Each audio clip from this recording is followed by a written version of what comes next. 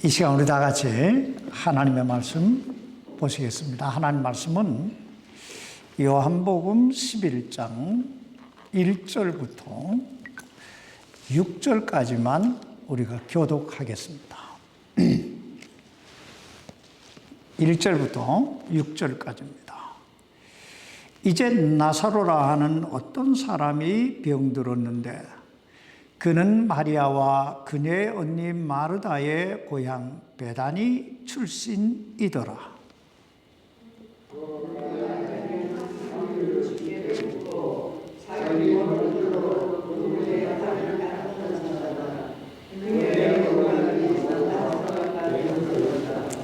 그러므로 그의 누이들이 그분께 사람을 보내어 이르되 주여 보소서 주께서 사랑하시는 자가 병들었나이다 하매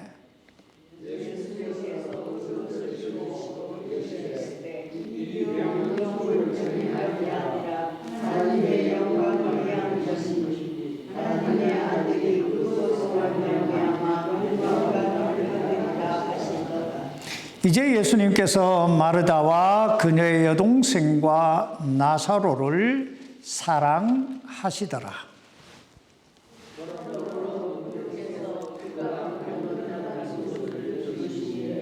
자신이 계시던 같은 장소에서 이틀을 더 머무시고 기도하십시다. 살아계신 아버지 하나님, 하나님께서 우리를 이처럼 사랑하사 독생자 예수 그리스도를 이 땅에 보내주시고 그 예수님의 칼부리 십자가의 죽으심을 통하여 저희의 죄가 사함받게 하시고 하나님을 향하여 아버지라 부를 수 있는 놀라운 권세를 얻게 해주신 것을 감사합니다.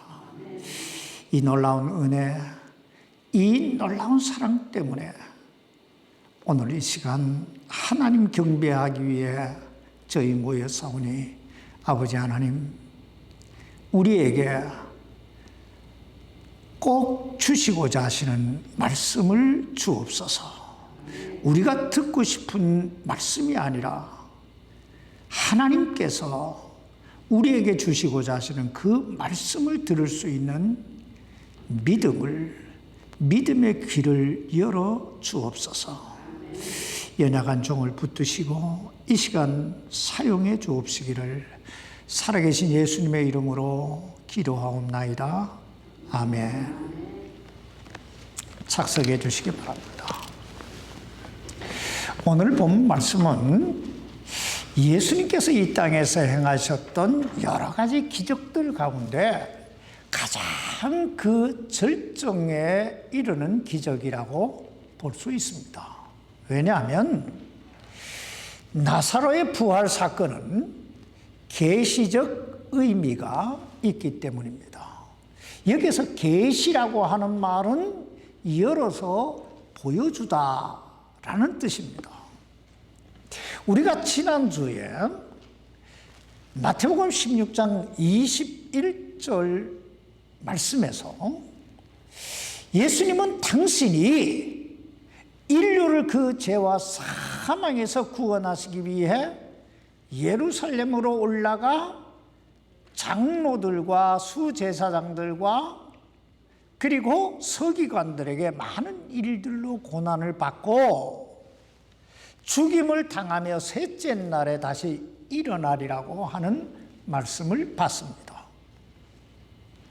그리고 오늘 이 죽은 지 나흘 된 나사로를 그 죽음에서 다시 살리심으로 오늘 우리에게 당신이 어떻게 죽음의 권세를 깨뜨리시고 3일 만에 셋째 날에 다시 일어나게 될 것인가를 보여주고 있다는 것입니다. 그래서 오늘 이 사건이 중요하다는 것입니다. 두 번째로 오늘 이 나사로의 부활 사건이 중요한 것은 예수 그리스도를 믿음으로 구원받은 우리 성도들이 어떻게 부활하게 될 것인가를 보증해 주시는 사건이기 때문입니다. 예수님은 오늘 이 요한복음 11장 25절에서 이렇게 말씀하고 있습니다. 나는 부활이요 생명이니 나를 믿는 자는 죽어도 어떻게 해요? 살겠고. 예수님 바로 이 나사로의 부활 사건을 통해서 나를 믿는 자는 죽어도 살겠고 라고 하는 이 당신의 약속이 어떻게 이루어질 것인가를 우리에게 보여주시고 계시다는 것입니다. 그래서 이 사건이 중요하다. 세 번째, 이 나사로의 부활 사건이 중요한 것은 이 사건을 통해서 무엇보다도 예수님이 누구신가를 우리에게 보여주시고 있는 사건이기 때문에 중요한 것입니다. 우리 지금까지 예수님께서 행하신 여러 가지 기적들을 통해서 우리가 믿고 섬기는 예수님이 누구신가를 봐왔어요. 예를 들면 풍랑 위를 걸으시는 예수님의 모습에서, 그리고 그 바람과 바다를 꾸짖어 고요하고 잔잔케 하시는 예수님의 모습에서 우리는 예수님은 이 대자연, 이 우주 만물을 다스리시는 주님이시구나 하는 사실을 보았어. 또 수많은 병자들을 치유하시는 그 예수님의 모습에서 우리는 예수님이야말로 치유의 주님이시구나, 치유하시는 분이시구나.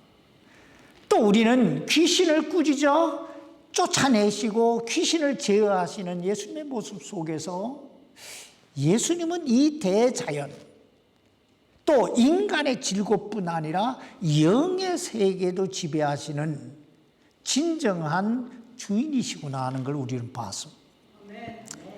그리고 죄의 짐을 지고 허덕이는 그 영혼들을 향해서 내 죄 사함을 받았느니라 하시는, 그리고 그 죄의 사하심을 여기에 사해 주시는 그 모습 속에서 예수님이야말로 우리 인간의 죄의 문제를 해결해 주시는 그 권세가 있으신 분이시구나 하는 걸 배웠어요. 근데 오늘 본문에서는 죽은 지 나흘이나 된 그 나사로를 살리심으로 우리에게 예수님이야말로 우리 인간의 생사화복을 임의로 주관하시는 분이시구나 하는 것을 우리가 보게 됩니다. 오늘 우리가 이 사실들을 염두에 두면서 오늘 본문 말씀을 좀 깊이 생각해 보십시다. 오늘 본문에는 우리들이 깊이 생각해 봐야 될 몇 가지 중요한 말씀들이 있는데, 첫째는 주께서 사랑하시는 자가 병들었나이다 하는 말씀입니다. 오늘 본문 여기 11장 1절로 3절까지 말씀을 보시기 바랍니다. 이제 나사로라 하는 어떤 사람이 병들었는데 그는 마리아와 그녀의 언니 마르다의 고을 베다니 출신이더라. 그 마리아는 향유를 주께 붓고 자기 머리털로 그분의 발을 닦던 자더라. 그의 오라비 나사로가 병들었더라. 그러므로 그의 누이들이 그분께 사람을 보내어 이르되 주여 보소서, 주께서 사랑하시는 자가 병들었나이다. 여기에 보면 주님께서 자신들을 사랑하신다고 확신하는 세 사람의 이름이 나와요. 그 첫 번째 사람은 마리아입니다. 여러분, 마리아가 누구예요? 이 마리아는 우리들이 잘 아는 대로 300데나리온이나 되는 엄청나게 비싼 향유를 예수님의 발에 붓고 그 머리털로 그 예수님의 발을 씻겼던 여인입니다. 그리고 두 번째는 마르다가 나오죠. 이 마르다는 예수님이 예루살렘에 가실 때마다 이 집에 머무셨어요. 근데 예수님이 오실 때마다 정성껏 음식을 준비해서 대접했던 여인이 마르다입니다. 그리고 세 번째 누가 나와요? 나사로가 나오지요. 이 나사로는 이 누이 동생 마르다와 마리아가 예수님을 섬길 수 있도록 물질적 서포트를 아끼지 않았던 그런 사람이었습니다. 그러므로 저들은 예수님께서 자신들을 사랑하신다고 확신하고 있었어요. 아니, 실제적으로 예수님도 저들을 사랑하신다고 말씀하고 있습니다. 여기 5절 말씀을 보세요. 이제 예수님께서 마리다와 그녀의 여동생과 나사로를 어떻게 해요? 사랑하시더라. 여러분, 참 얼마나 복받은 가정이에요. 얼마나 복받은 가정이에요. 예수님이 나를 사랑하셔. 하나님의 아들이에요. 하나님의 본체이신 그분이 나를 사랑하신다. 이보다 더 큰 복은 없을 거예요. 그런데 그 예수님이 사랑하시는 자가 뭐가 들었다고요? 병이 들었다는 것입니다. 여러분, 오늘 우리는 이것을 어떻게 이해하고 받아들여야 될까요? 우리의 일반적 생각이나 우리의 기대대로라면 예수님이 사랑하시는 사람은 병들지 말아야 되고, 예수님이 사랑하시는 사람은 실패하지 말아야 되고, 예수님이 사랑하시는 사람은 만사가 형통해야 되지 않을까요? 그런데 그 예수님이, 그 주님이 사랑하시는 자가 병들었다는 거예요. 피상적으로 생각하면 참 이해하기 어려운 문제입니다. 주님이 사랑하시는데, 하나님이 사랑하시는데 왜 병이 들고 실패를 하고 고난을 당해야 됩니까?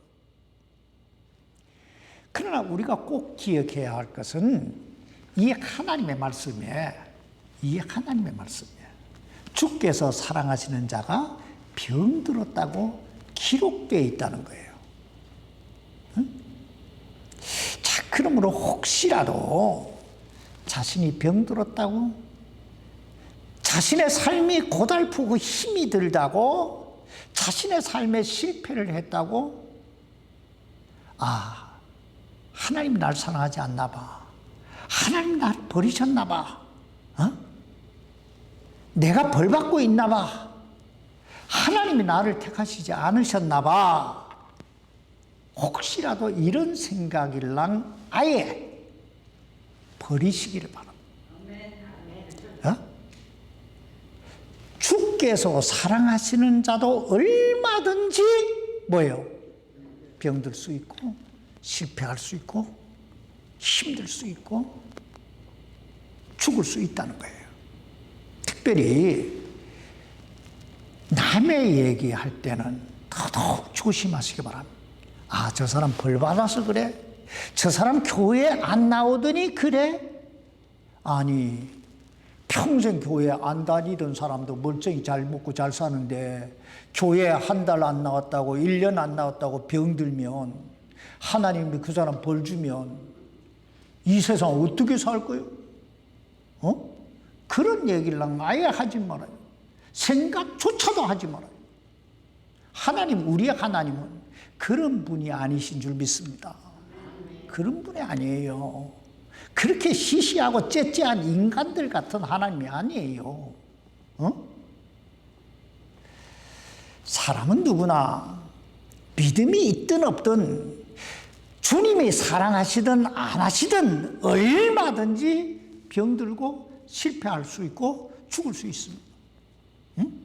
문제는 그 의미가 문제예요. 무슨 말이냐 하면, 누가 어떤 병에 걸렸냐, 누가 어떻게 실패했느냐, 누가 어떻게 죽었냐, 그것이 중요한 것이 아니라 그 내면에 어떤 의미, 어떤 목적, 어떤 뜻이 있느냐, 이것이 중요하다는 것입니다. 두 번째, 우리가 오늘 본문에서 생각해 봐야 할 말씀은 이 병은 죽을 병이 아니요 라는 말씀입니다.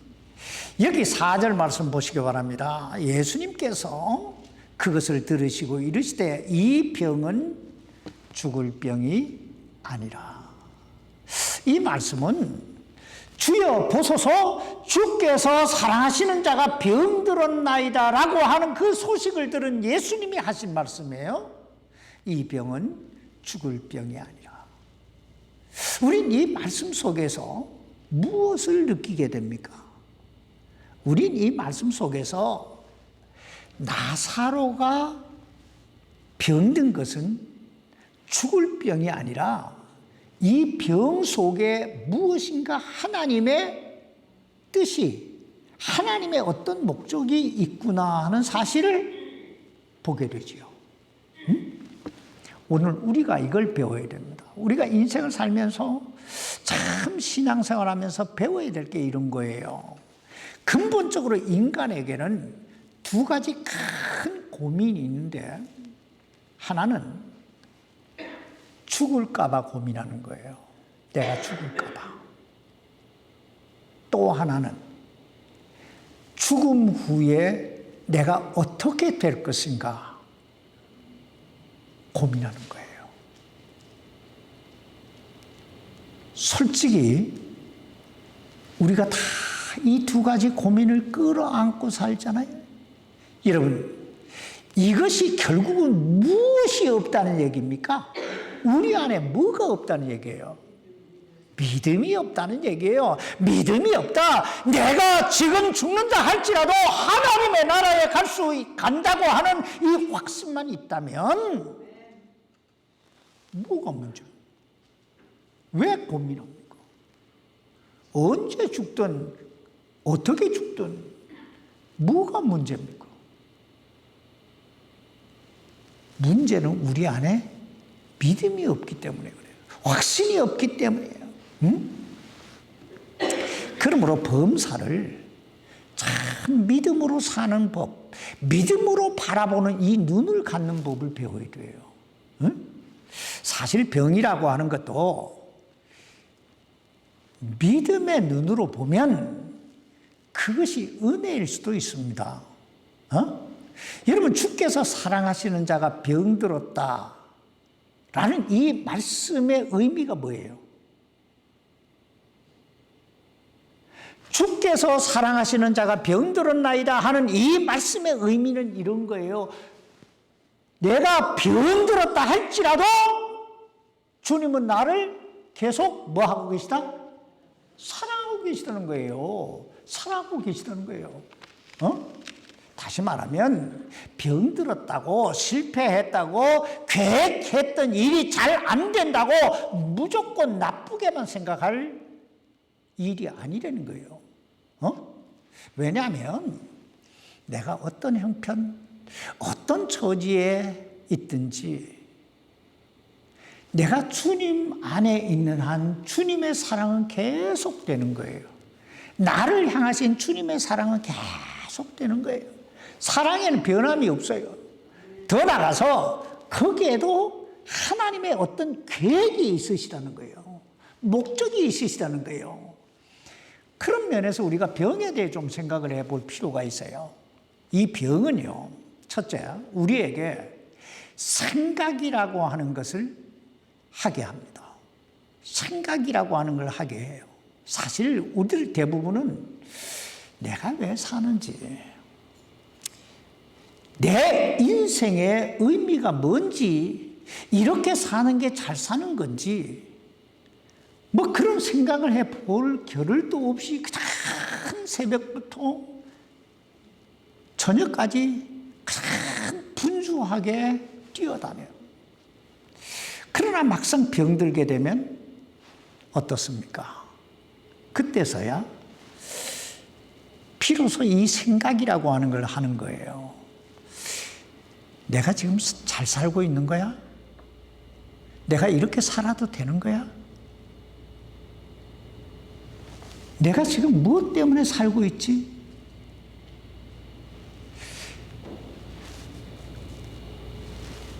내가 무엇 때문에 이렇게 분주하고 바쁘고 피곤하게 살지? 사람이 건강할 때는 생각은 많은데 5만 가지 생각을 한다고 그러잖아요. 생각은 많은데 그 생각이 깊지가 않아요. 그러나 사람이 아프게 되면 그 생각이 깊어져요. 내가 무엇을 위해 어떻게 살 것인가? 그래서 사람이 한번 아프고 나면 그 아픈 만큼 성숙한다고 말하잖아요. 이렇듯 하나님께서 때때로 사랑하시는 자에게 병을 허락하시는 것은 생각하라는 거예요. 그래서 좀 더 가치 있고 의미 있고 참 보람된 그런 인생을 만들어 가라는 거예요. 두 번째, 이 병은 우리로 하여금 겸손하게 만들어줍니다. 자기 자신을 보게 해요. 여러분, 아마 여러분도 다 경험해 보셨겠지만 우리가 건강하고 젊었을 때는 어때요? 세상에 무서울 게 없어요. 세상에 어떤 것이든 다 할 것 같고 다 움켜잡을 것 같아요. 그러나 막상 병들어 눕게 되면 어떻습니까? 마음 저 깊은 곳에서부터 어떤 허무감이 밀려와요. 그러면서 인생에 두려움이라는 걸 느끼게 돼요. 아무것도 아닌 걸. 이게 아무것도 아닌데. 돈도 명예도 참 아내나 남편도 자식도 다 소용이 없구나 하는 생각이 들어요.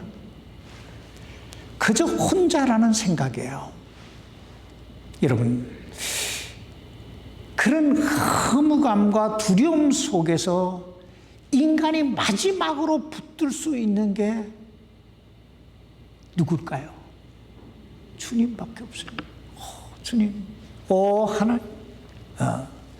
사실 우리 인생은 거기서부터 새롭게 출발하는 거예요. 그래서 인생의 출발은 밑바닥부터라는 말이 있는 거예요. 왜냐하면 그 밑바닥에 가봐야 주님을 만나게 되고, 주님을 만나야 인생의 의미와 인생의 목적을 새롭게 발견할 수 있기 때문입니다. 그래서 병은 인간을 인간되게 만든다는 말이 있어요. 아파 보니까 소중함을 느끼게 되더라는 거예요. 아파 보니까 주님이 소중하고, 아파 보니까 아내가 소중하고, 남편이 소중하고, 자식이 소중하고, 부모가, 친구가, 이웃이 소중하다. 이걸 느끼게 되더라는 거예요. 그래서 바울은 고난은 내게 유익이라고 말씀하고 있는 거예요. 고난은 내게 유익이다. 세 번째, 병은 무엇보다 우리로 하여금 기도하게 합니다. 기도하게. 저는 환자들을, 이 병원의 환자들, 이렇게 아픈 성도들을 이렇게 신방할 때마다 제가 기도하는 게 있어요. 그 기도는, 하나님, 이 병을 통해서 이분이 하나님과 좀 더 가까워지고, 좀 더 참 긴밀한, 신비로운 교제를 좀 나누게 해 주십시오. 그래서 하나님의 그 신령한, 그 하나님의 능력의 손길을 체험하게 해 주십시오. 근데요, 보통 사람이 간사한 게 아니에요. 가장 아플 때는 그렇게 5만 가지 생각뿐 아니라 5만 가지 말을 하나님께 다 해요. 근데 그 위기를 싹 넘겨보세요. 언제 봤냐? 언제 봤냐? 사실 우리가 인생을 살다 보면 건강할 때는 뭐가 그리 바쁜지 주님과 교제할 시간이 없어요. 기도할 시간이 없어요. 말씀 볼 시간이 없어요. 그러나 막상 병들어 눕게 되면 어떻습니까? 기도가 저절로 나와요. 안 하라고 해도 해요. 그저 구석에 처박 이 가방 속에 잠자고 있던 이 성경 꺼내 그때 먼지 털어요. 먼지 털어.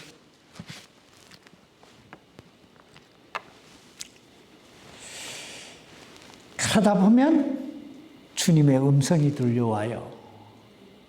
주님의 손길이 느껴져요. 그러면서 눈물이 나요.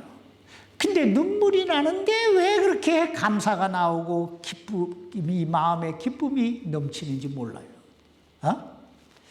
그래서 주님이 요한복음 14장 27절에서 이렇게 말씀하고 있잖아요.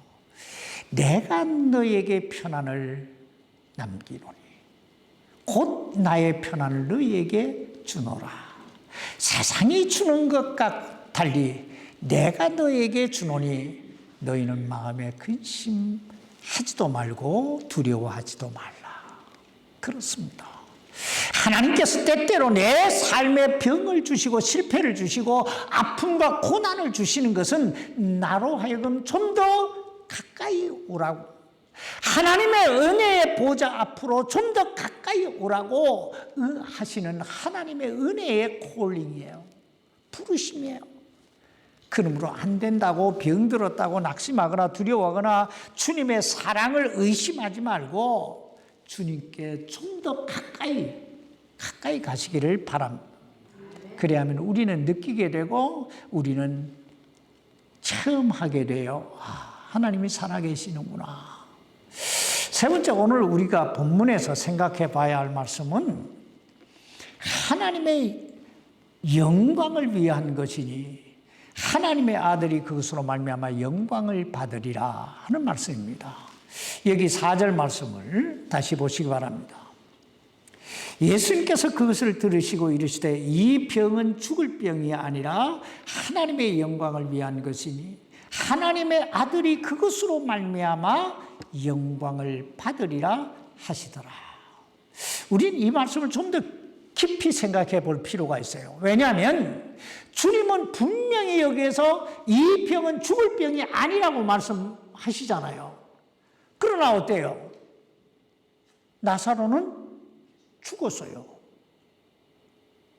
우리는 여기에서 죽음에 대한 예수님의 개념과 죽음에 대한 우리 인간의 개념의 그 차이를 볼 수 있어야 합니다. 우리가 지난번에 누가복음 8장에서 야이로라고 하는 그 회당의 치리자의 딸이 죽는 모습을 우리가 봤어요. 그때 그곳에 모인 그 많은 사람들이 슬피 울며 그 소녀의 죽음으로 인해서 가슴 아파했다, 이렇게 말씀하고 있어요. 그런데 주님은 저들을 향해서 울지 말라고, 그 소녀는 죽은 게 아니라고 잔다고 말씀하고 있습니다.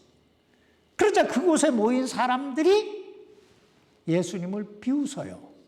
왜냐하면 그 사람들은 소녀가 죽는 걸 봤거든요.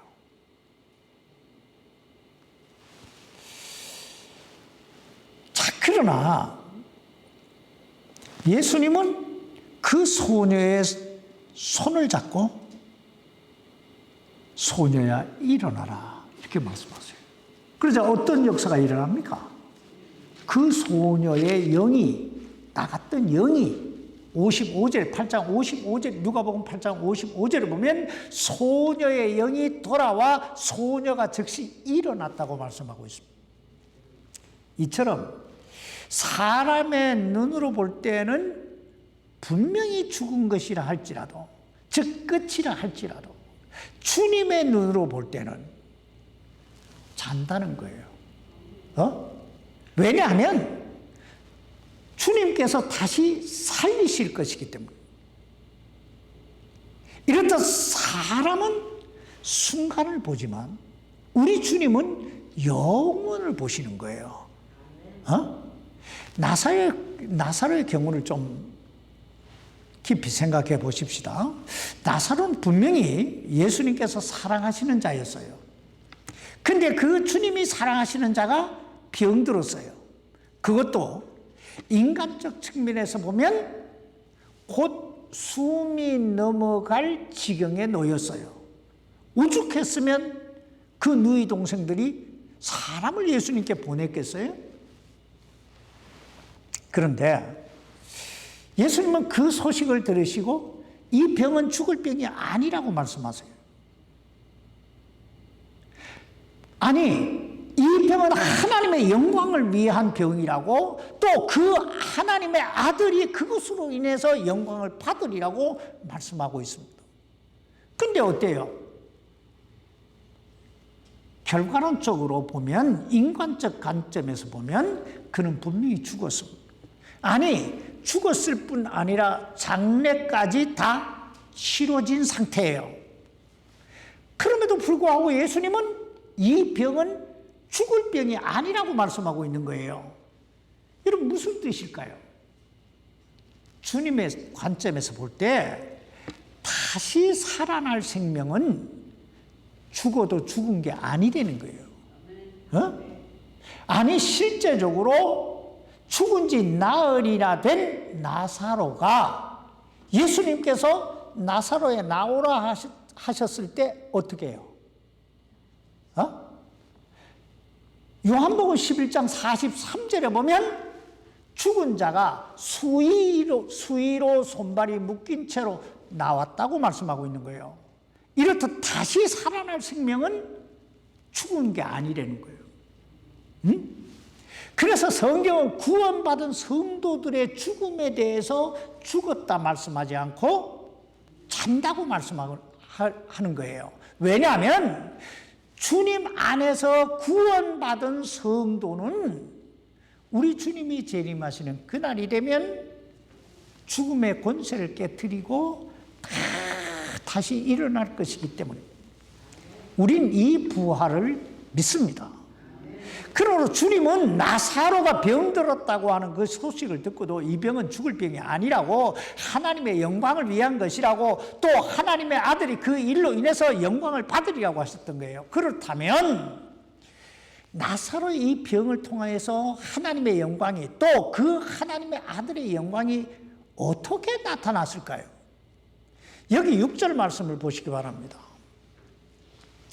그러므로 그분께서 그가 병들었다는 것을 들으신 뒤에 자신이 계시던 같은 장소에서 이틀을 더 머무시고, 참 우리로서는 이해하기 어려운 말씀이에요.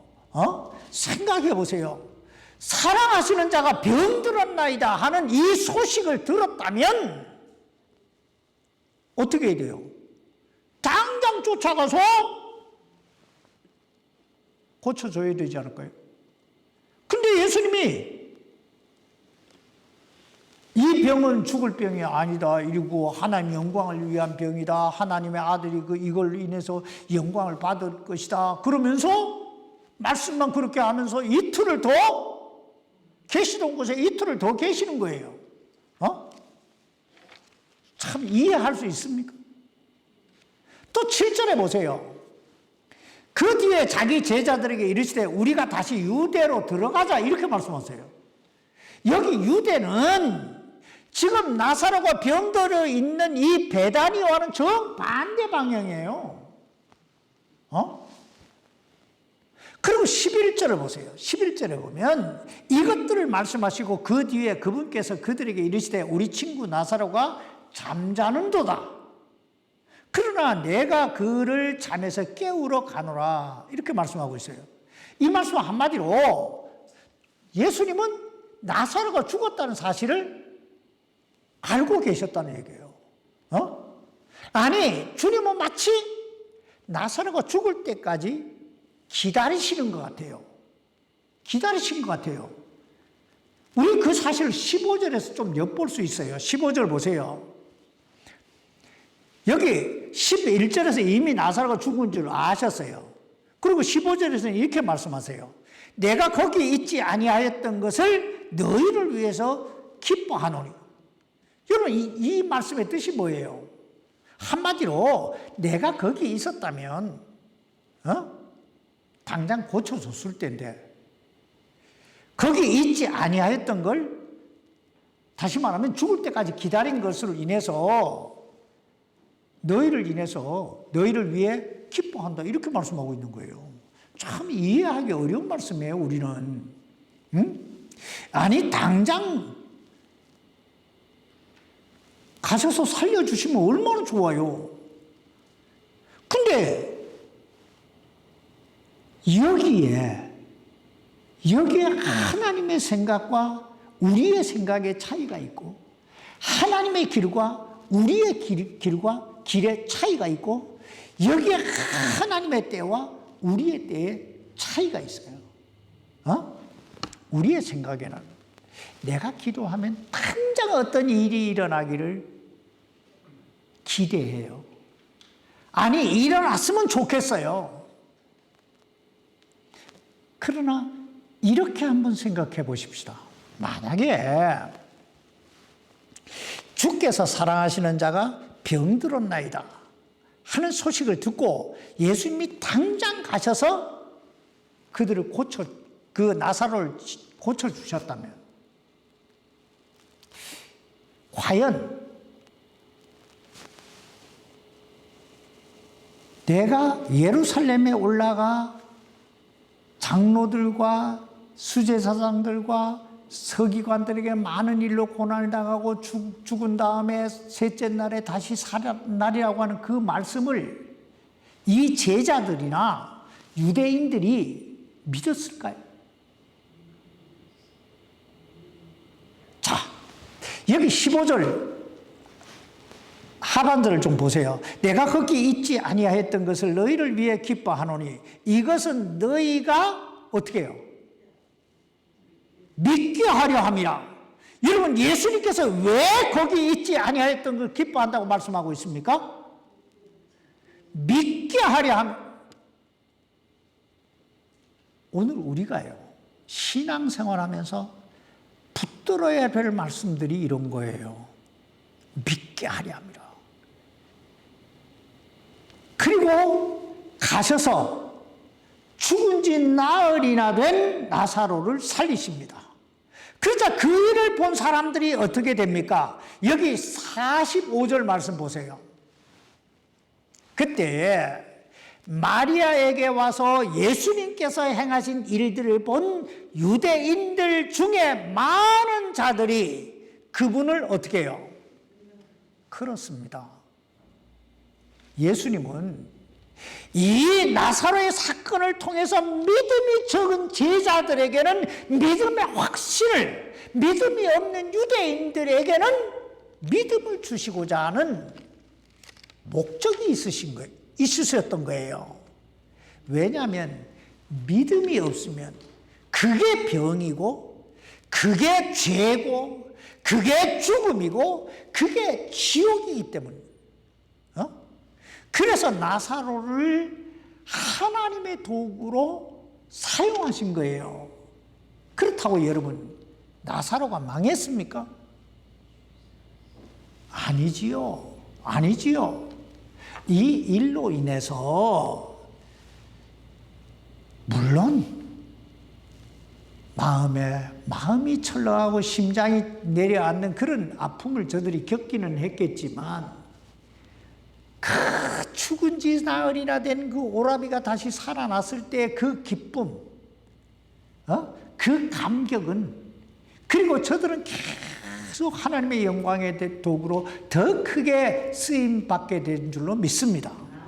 그러므로 사랑하는 성도 여러분, 무슨 일을 만나든 그것이 병이든 아픔이든 실패든 대인관계 속에서의 부딪힘이든, 첫째, 주님의 사랑을 의심하지 마시기 바랍니다. 하나님이 사랑하시는 사람도 얼마든지 인간적 갈등, 인간적 질고는 겪을 수 있는 거예요. 둘째, 여기에도 하나님의 뜻이 있겠거니 하고 믿으세요. 여기에도 나를 다듬으시고 나를 좀 더 크게 만드시고자 하시는 하나님의 손길이 있다. 이걸 믿어라 이 말이에요. 세 번째는 기다리세요. 제가 늘 강조하는 것, 그리스도인의 삶에 꼭 필요한 거 세 가지를 이야기하잖아요. 첫째, 기대하라. 무슨 일을 만나든 하나님이 어떻게 인도하실 것인가를 기대해라. 하나님의 손길을 기대해라. 둘째는 기도해라. 하나님은 얼마든지 바꿔주실 수 있는 분이시다. 기도해라. 셋째, 기다려라. 기다려라. 그리하면 주님이 사랑하시는 자는 절대로 망하는 법이 없습니다. 죽어도 천국이에요. 근데 어떻게 망해요? 물론 조금 일찍 가고 조금 늦게 가고의 차이는 있을지라도 하나님의 나라는 이 세상과는 비교될 수 없는 곳인 줄 믿습니다. 아니, 때가 되면 우리가 하나님의 영광을 꼭 보게 될 줄 믿습니다. 하나님께서 우리 모두의 삶을 당신의 권능의 손길로 꽉 붙들어 주시기를 우리 주 예수님의 이름으로 축원합니다.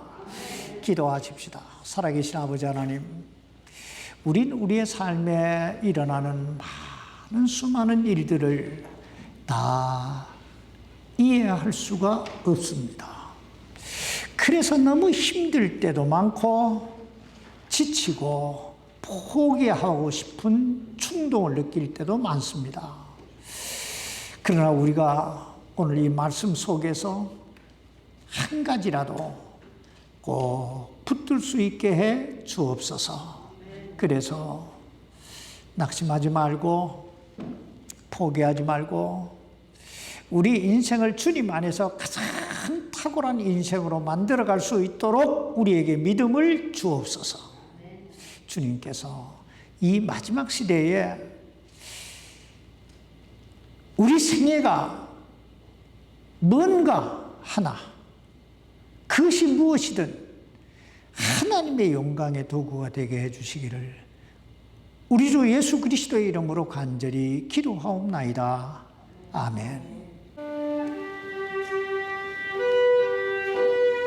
아버지,